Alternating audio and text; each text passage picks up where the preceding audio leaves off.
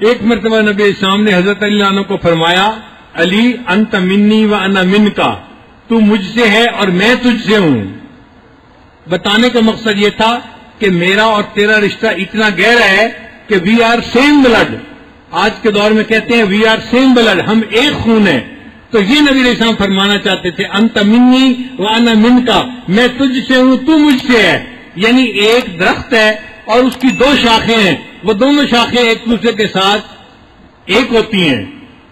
تو نبی علیہ السلام نے اس طرح دیا، ان کو مثال دی کہ چونکہ دونوں کا رشتہ بہت قریب کا تھا، چچا زاد بھائی تھے، علی میرا اور تیرا رشتہ اتنا قریب کا رشتہ ہے۔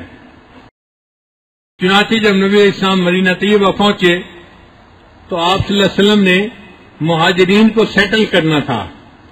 یہ اس زمانے کا ایک بڑا مسئلہ تھا اور کسی بھی لیڈر کے لیے بڑی بات ہوتی ہے، ہزاروں آدمی ہجرت کر کے آئیں تو ان کو کہاں سیٹل کیا جائے، ان کے لیے خیمہ بستی بنائیں، ان کو کس پر بوجھ بنائیں، ان کے کام کاروبار کا کیا بنے گا، یہ ایک بڑا کام تھا۔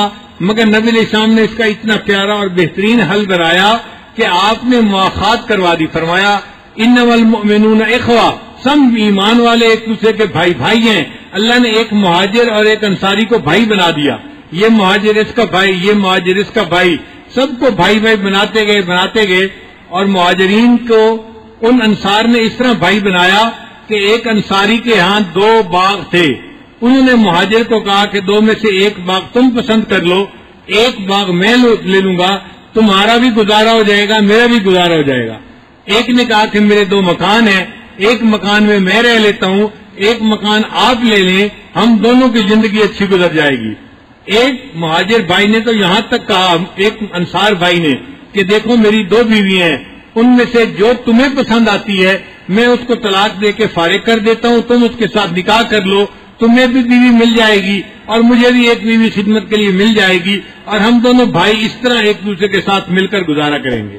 یعنی مواخات کی یہ مثال پوری دنیا میں کوئی پیش نہیں کر سکتا جو نبی علیہ الصلوۃ والسلام نے پیش فرمائی۔ جب آپ نے سب کو بھائی بنا دیا تو حضرت اللہ نے پوچھا اے اللہ کے حبیب صلی اللہ علیہ وسلم، آپ نے سب کو بھائی بنا دیا تو میری مواخات کس کے ساتھ ہے؟ نبی علیہ السلام نے فرمایا علی تیری مواخات میرے ساتھ ہے، تو میرا بھائی ہے۔ اب حضرت عنہ کی یہ سعادت تھی کہ اللہ کے حبیب صلی اللہ علیہ وسلم نے مواخات میں ان کو اپنا بھائی فرمایا۔ پھر نبی علیہ السلام نے فرمایا انت اخی فی الدنیا والآخرہ، علی تو دنیا اور آخرت میں میرا بھائی ہے۔ ایک حدیث میں نبی علیہ السلام نے فرمایا لا یحبنی الا مومن ولا یبغضنی الا منافق، علی تجھ سے محبت نہیں کر سکتا مگر وہی جو مومن ہوگا، اور تجھ سے وہی بندہ بغض رکھے گا جو منافق ہوگا۔ صحابہ کرام کہتے ہیں کہ نبی علیہ السلام کی اس حدیث کی وجہ سے ہم دیکھا کرتے تھے جس بندے کے دل میں حضرت علی کی محبت ہوا کرتی تھی ہم اسے مومن سمجھتے تھے، جس کے دل میں اعتراض ہوتے تھے ہم اس کو منافق سمجھا کرتے تھے۔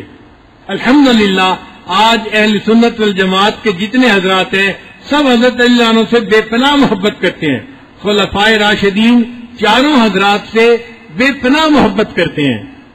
نبی علیہ السلام نے 10 ہجری میں حج فرمایا، 9 ہجری میں فرض ہوا تھا، اور پہلے سال نبی علیہ السلام نے حضرت ابوبکر صدیق کو رضی اللہ عنہ کو امیر حج بنا کر بھیجا تھا اور انہوں نے حج فرمایا تھا۔ پھر اگلے سال نبی علیہ السلام خود امیر حج بن کر تشریف لائے، اس کو حجۃ الوداع کہتے ہیں۔ تو حجۃ الوداع میں صحابہ کرام نبی علیہ السلام کے ساتھ مدینہ سے مکہ آئے تھے۔ حضرت علی عنہ اس وقت یمن میں تھے، وہ یمن سے ایک جماعت لے کر مکہ مکرمہ پہنچے اور وہاں ان کی نبی علیہ السلام سے ملاقات ہوئی۔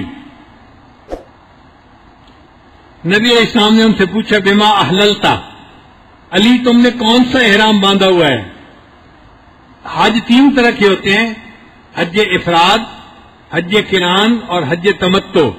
تو نبی علیہ السلام پوچھنا چاہتے تھے کہ تم نے کس حج کی نیت کی ہے؟ تو حضرت علی عنہ کو تو پتہ نہیں تھا کہ نبی علیہ السلام نے کس حج کی نیت کی ہے۔ حضرت علی عنہ نے بڑا خوبصورت جواب دیا، ان کا اے اللہ کے حبیب صلی اللہ علیہ وسلم احللت بما احل به النبی صلی اللہ علیہ وسلم، میں نے نیت کرتے ہوئے یہ نیت کی تھی اے اللہ میرے آقا صلی اللہ علیہ وسلم نے جس حج کا احرام باندھا ہے میں بھی اسی حج کا احرام باندھ رہا ہوں۔ آپ اندازہ لگائیے محبت کا کیا عالم تھا۔ چنانچہ انہوں نے پھر حج قران کیا. پھر نبی علیہ الصلوۃ والسلام کے پاس قربانی کے جانور تھے، اس کو ہدی کہتے ہیں. تو حضرت علی نے بھی لے آئے. نبی علیہ السلام نے پوچھا کہ کیا تم اپنے ساتھ قربانی کا جانور لائے ہو؟ تو حضرت علی نے جواب دیا، اے اللہ کے نبی صلی اللہ علیہ وسلم، میں اپنے لیے بھی جانور لایا ہوں قربانی کے لیے، اور آپ کی قربانی کے لیے بھی میں اپنے ساتھ جانور لے کے آیا ہوں. نبی علیہ الصلوۃ والسلام نے 100 اونٹ قربان کیے. ان میں سے 63 اونٹ اللہ کے معبود صلی اللہ علیہ وسلم نے خود ذبح فرمائے، اور جو 63 کے بعد باقی تھے اس کے لیے حضرت علی عنہ کے ذمہ لگایا کہ میری طرف سے باقی اونٹ کی قربانی آپ دے دیجئے. تو یہ سعادت بھی حضرت علی عنہ کو ملی کہ نبی علیہ السلام کے اونٹ انہوں نے اپنے ہاتھ سے قربان کیے. یہ حضرات ان اعمال کا نصیب ہو جانا اپنے لیے سعادت سمجھتے تھے. آج کا مسلمان تو مال پیسے کے مل جانے کو بڑی کامیابی سمجھتا ہے، وہ حضرات ایسی سعادتوں میں مل جانے کو کامیابی سمجھتے تھے. جب حجت الوداع کے بعد نبی علیہ السلام واپس مدینہ تشریف لانے لگے تو مکہ اور مدینہ کے درمیان ایک جگہ پر تالاب تھا. تالاب کو عربی میں غدیر کہتے ہیں. تو نبی علیہ السلام اس تالاب کے قریب پڑاؤ ڈالا اور وضو فرمایا، نمازیں پڑھی. اور اس جگہ پر کچھ لوگ ایسے بھی تھے یمن کے کہ جن کو حضرت علی عنہ کے ساتھ کچھ شکوے تھے. تو نبی علیہ السلام نے فرمایا، من کنت مولا فعلی مولا، کہ جس کا میں دوست ہوں علی اس کا دوست ہے. یعنی میرا دوست وہی بن سکتا ہے جو علی کا دوست ہے. تو یہ نبی علیہ السلام نے جو وہ یمن سے آئے ہوئے لوگ تھے ان کو سنانے کے لیے فرمایا. مولا کے معنی ناصر، مددگار، دوست، غلام. پھر ایک مرتبہ اللہ کے معبود صلی اللہ علیہ وسلم نے فرمایا، انا مدینۃ العلم و علی بابھا، میں علم کا شہر ہوں اور علی اس کا دروازہ ہے. یہ سعادت ہے حضرت علی عنہ کی کہ اللہ کے حبیب صلی اللہ علیہ وسلم نے ان کو اتنی پیاری مثال کے ساتھ ان کی عظمت کو سمجھایا. پھر یہ بھی فرمایا، عمر اس کی دیواریں ہیں اور ابوبکر اس کی چھت ہے. مگر جو مشہور ہے وہ یہیں تک چند الفاظ ہیں، انا مدینۃ العلم و علی بابھا. اب اس کا نقصان کیا ہوا کہ جو ذرا ضرورت سے زیادہ آگے نکلنے والے لوگ ہیں وہ اس سے مراد یہ لیتے ہیں کہ جی بس علم تو حضرت علی کے پاس تھا اور تو کسی کے پاس تھا ہی نہیں. گھر میں بندہ داخل ہوتا ہے دروازے سے داخل ہوتا ہے. پہلی بات تو یہ سن لیں کہ نبی علیہ السلام نے یہ نہیں کہا کہ نا بیت العلم، میں علم کا گھر ہوں اور گھر کا دروازہ ایک ہوتا ہے. لیکن جب مدینہ فرمایا تو مدینہ کے تو کئی دروازے ہوتے ہیں. تو اگر ایک دروازہ علی تھے تو دوسرے دروازے اور صحابہ بھی تھے. تو صرف اس سے ان کو خلیفہ بلا فلس ثابت کرنے کی کوشش کرنا یہ زیادتی ہے، یہ ٹھیک نہیں ہے.